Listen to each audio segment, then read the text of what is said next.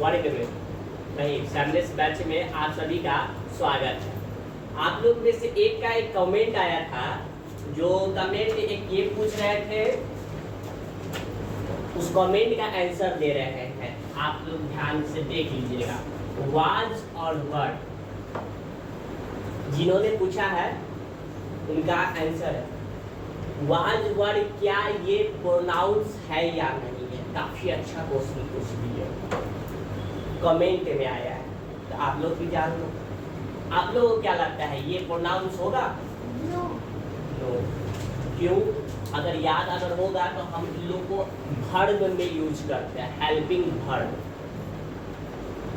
आपको हम बता दें कि ये प्रोनाउन नहीं है, इसको हम लोग नाउन की जगह पे यूज नहीं करते हैं।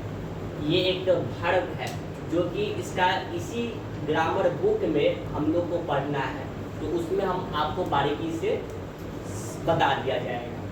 तो अभी सिर्फ इतना जानिए आप कि ये प्रोनाउन नहीं है। कौन नहीं है?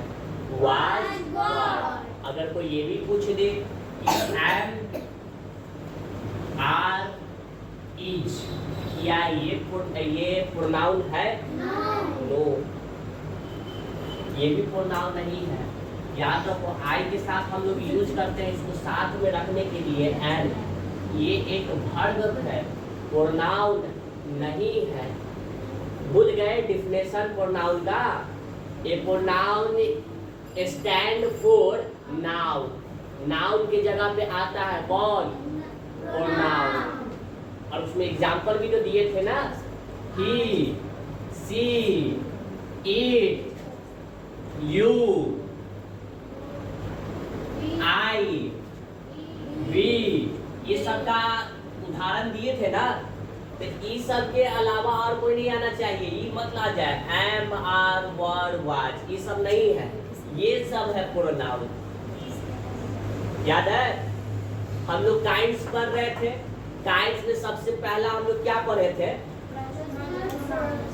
पर्सनल प्रोनाउन में हम लोग क्या जाने थे? क्या है? तो I, we, you, he, she, it, इसी को हम लोग कहते हैं क्या? Personal pronoun. ओके, तो ओपन करेंगे हैंड और डेट लगाइए आज का।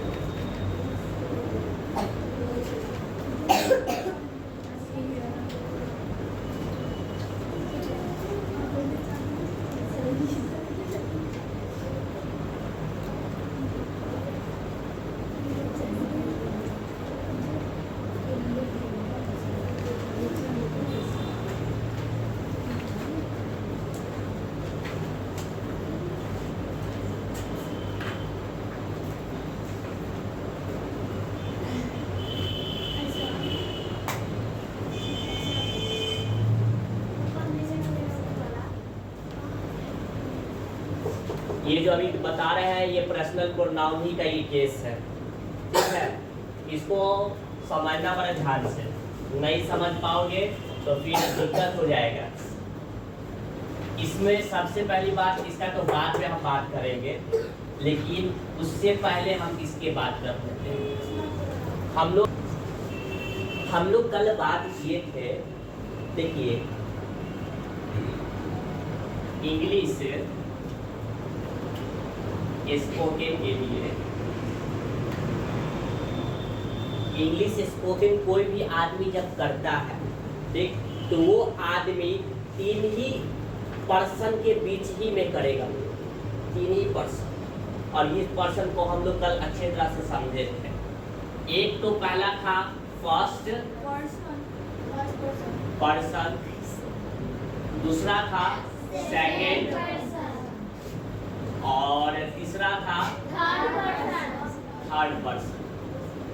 यानी कि इंग्लिश स्पोकन हम लोग जब भी करते हैं तो 3 के बीच में होता है, ओनली फॉर 3। एक स्पीकर होगा, स्पीकर करने का मतलब बोलने वाला, दूसरा क्या होगा सुनने वाला, और तीसरा क्या होगा जिसके बारे में बात किया जा रहा होगा। तो इंग्लिश स्पोकन करने के लिए हम लोग 3 पर्सन का यूज किया ही जाता है। तो इस 3 पर्सन के हिसाब से हम लोग का ये केस बनाया गया। क्या बनाया गया? केस। इस केस में आपको इसके अनुसार कि कब आपका ये वाला दिखाना चाहिए, अभी पहले हम केस बता देते हैं।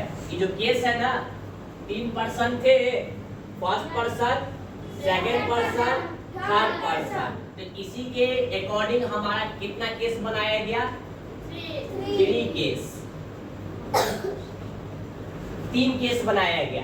फर्स्ट केस या तो नॉमिनेटिव केस कहो, नहीं तो सब्जेक्टिव। हम नाम लिख देते हैं सब्जेक्टिव केस। सेकंड नाम रखा गया पोसेसिव केस, पोसेसिव केस। और थर्ड नाम रखा गया ऑब्जेक्टिव केस। देख रहे हैं? और स्टेट रहेगा तो इस पर्सन के हिसाब से हमने बांट दिया, इसमें कोई प्रॉब्लम नहीं। अब क्या होता है कि अब पोसेसिव केस को भी हम लोग 2 हिस्सों में रखे। यहाँ पर लिखा हुआ है पोसेसिव एडजेक्टिव और possessive pronoun. Possessive adjective, possessive double S है प्रोनाउन, इसमें डबल।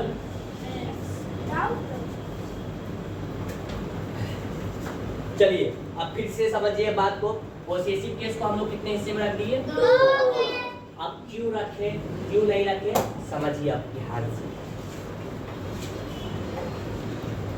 हम लोग सब्जेक्ट का बात किए थे कहीं भी ट्रांसलेशन में? क्या उसमें कहीं भी ऑब्जेक्ट का नाम हम लोग लेते हैं?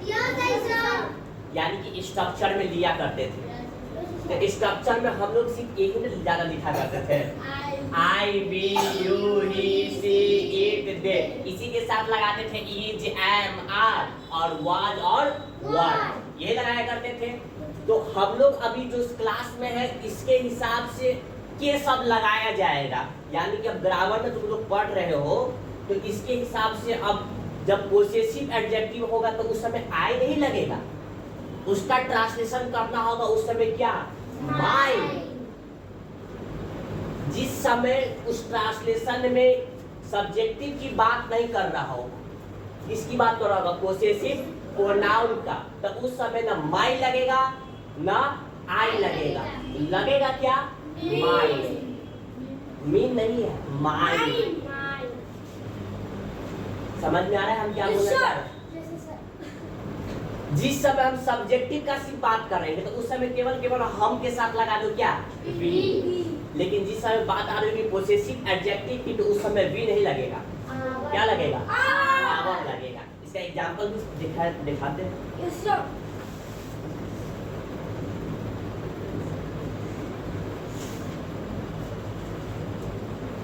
नोट भी कीजिए साथ। Yes, sir. Sir.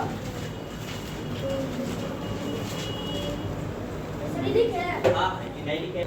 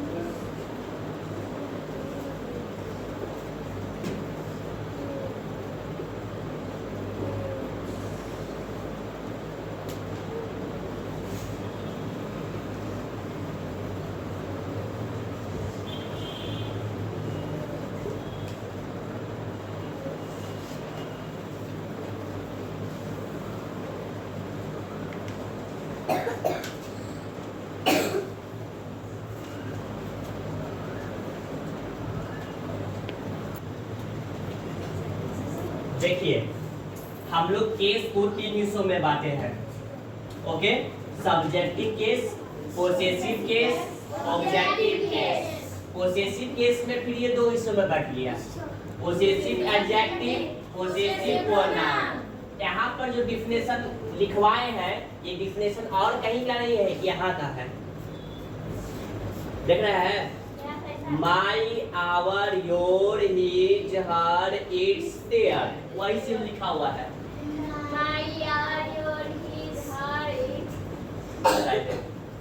Also known as possessive adjective. अगर हम पोसेसिव प्रोनाउन लगा दें तो इसमें कंफ्यूज नहीं हो जाएगा। इसका एग्जांपल दे दीजिएगा, mine, our, yours, his, her, theirs, ये कहला जाएगा पोसेसिव प्रोनाउन। ठीक है, हम समझा रहे थे केस के बारे में। क्या केस के बारे में समझा रहे थे, तो एग्जाम्पल दे रहे हैं, सुनिएगा। यहाँ पर एक बात लिखा है, ये जो सब देख रही हो ना, कौन सा, ये सब में बोला गया है कि नाउन के ठीक पहले, क्या बोला गया है, नाउन के ठीक पहले अगर ये आए, कौन आए, mine, our, your, his, her, its, their, तो उस समय वो पोसेसिव एडजेक्टिव कहलाता है। Example, this is my book, full stop. ये एक सेंटेंस है। ठीक, जो ग्रामर पढ़े हुए हैं वो इसमें बताएंगे बुक एक नाउन है या नहीं है। Yes, sir. बुक एक नाउन है। Yes, sir. अब इसमें बोला गया कि ठीक है, नाउन के पहले, नाउन के ठीक पहले देखा जाए ये क्या रहा है, माई। और माई जरा देखो, क्या ये पोसेसिव एडजेक्टिव है। Yes, sir.